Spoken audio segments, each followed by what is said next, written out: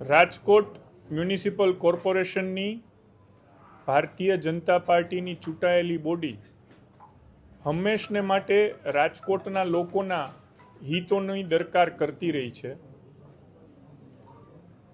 અમારી નવી જવાબદારી પછી 2 મહિનાની અંદર અમારી પાસે લોકોની ખૂબ રજૂઆતો આવી કે ક્યાંક ને ક્યાંક જે જૂના વેરા બાકી છે કે આ વખતના વેરા બાકી છે તો એમાં રાજકોટ મહાનગરપાલિકા રાહત કરી આપે તો નાના માણસોને ખૂબ મોટી રાહત મળી શકે એમ છે।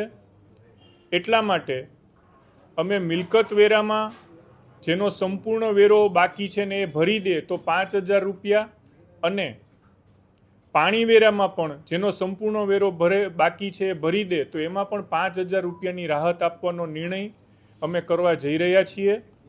આ નિર્ણય ભૂતકાળમાં થયેલો હતો પરંતુ સમહાવ એનું અમલવારી અટકી ગઈ હતી।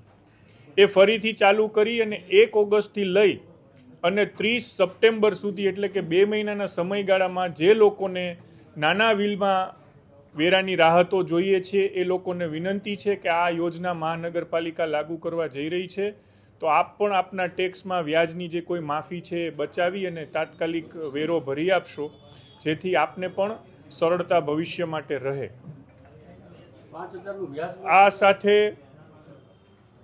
સાથે અમારી મહાનગરપાલિકામાં નવી બોડીએ જવાબદારી સંભાળી ત્યાર પછી મુખ્યમંત્રી શ્રી રાજકોટમાં સૌ પ્રથમવાર રવિવારે 2જી તારીખે પધારી રહ્યા છે અને રાજકોટ મહાનગરપાલિકાના ઘણા બધા વિકાસ કામોનું ખાતમુહૂર્ત અને લોકાર્પણ અમે કરવા જઈ રહ્યા છીએ।